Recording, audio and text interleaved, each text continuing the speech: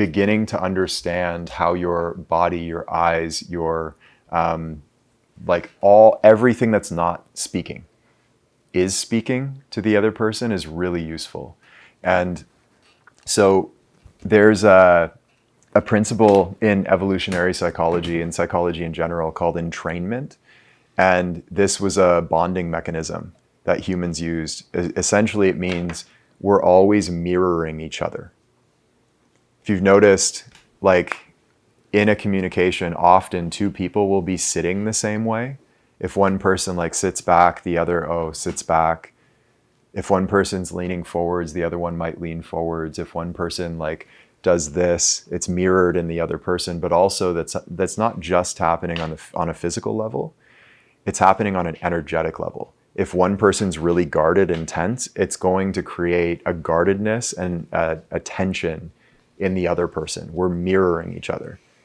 So the rule here with nonverbal communication is you set the tone for the communication. You go first. You relax so that the other person can relax. Don't wait for them to relax so that you can. Set up your internal conditions with your physical body and your energy to create a welcoming environment for the communication to happen. That doesn't mean the other person's going to even be able to relax, but at the very least, it's best if you're not both tense.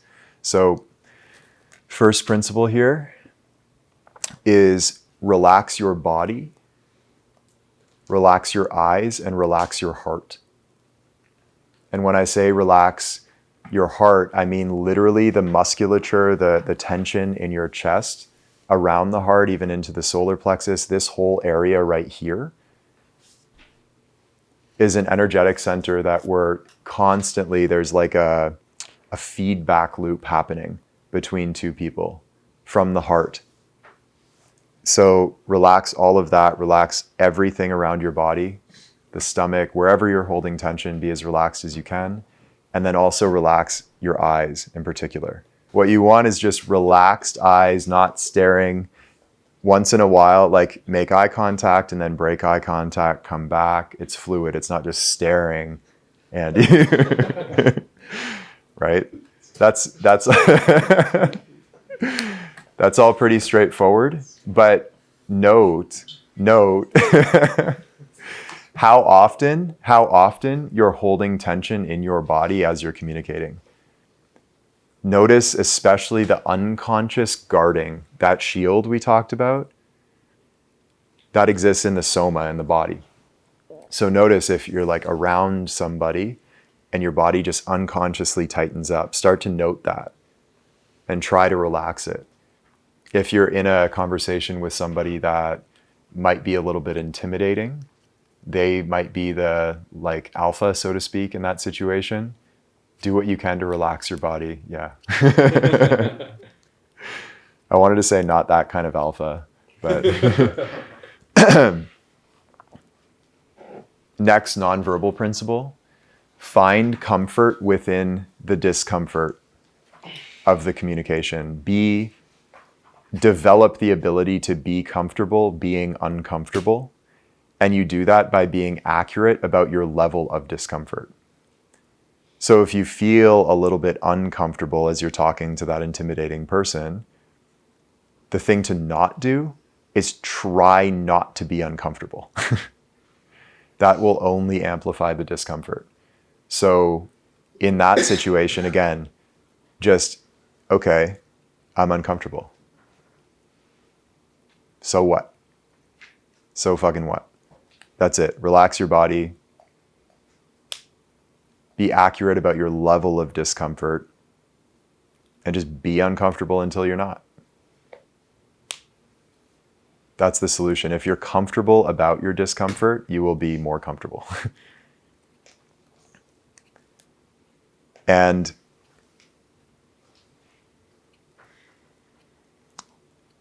the deeper point is that discomfort is normal.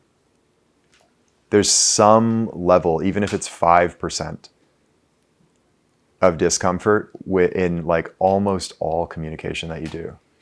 With your parents who you've known your whole life, is there no discomfort when you communicate with them? Does anybody have no discomfort when they talk to their mom and dad? Zero? Usually, depends on the conversation. Depends on the conversation, right? So even in those conversations, like there's ways that your parents can make you uncomfortable communicating. And that's normal. That's normal. We're all defending ourselves all the time. So be accurate about that and non-resistant towards it. And one sort of psychological antidote to that discomfort is a principle, maybe I expect many of us have heard of this, but the spotlight effect in psychology. Are we familiar with this? It's very simple. In everybody's mind, the spotlight is on them. And so they're not thinking about you and your discomfort, they're thinking about themselves and their discomfort in most cases. Maybe more advanced people are thinking about yours, but if they're more advanced, then it's less to worry about because they're more accepting of it, most likely, hopefully. And so if the spotlight is on us all the time, then don't worry what others are thinking about you because they're not thinking about you, they're thinking about themselves. And then the higher level, the more advanced technique is if you're in a conversation with somebody else that's uncomfortable, you're more comfortable with that person, you being comfortable with their discomfort will allow them to be more comfortable. This is like, Rogan is a master at this. If you ever see, well, watch some of Rogan's podcasts, it's pretty rare that a guest is uncomfortable on there. Not because all of his guests are such ballers and like great public speakers. It's because Rogan is a master at making people comfortable. He's so good at it. And I've heard him talk about it when guests come on and the first 5 minutes are a little bit janky and they're kind of struggling. It's such a big spotlight, like Joe Rogan podcast being on there. Imagine what you would feel. If I went on there, I'd be nervous as shit, you know? And what Rogan said is that like immediately he can feel that. This is like the way he described his experience of it. Immediately he can feel that, and he tunes all of his communication towards just creating a comfortable environment. Okay, we're going to get through this, like have a little coffee, talk some shit, it's all good. And then 10, 15, 20 minutes later, they're relaxed and the conversation's flowing. So that's like higher level. If you can be accurate and comfortable with your own discomfort, which doesn't mean getting rid of it, it just means accepting it. And then also accept the other person's discomfort because discomfort's normal, you're going to have more comfortable communications. Paul commented, he's like, I get why this is called this is the Riz talk.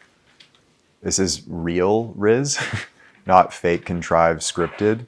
It's like, how do you develop into your own unique self-expression in a way that's good for you and for the other person and for all involved? Not just how do I get what I want out of this person through contriving and manipulating.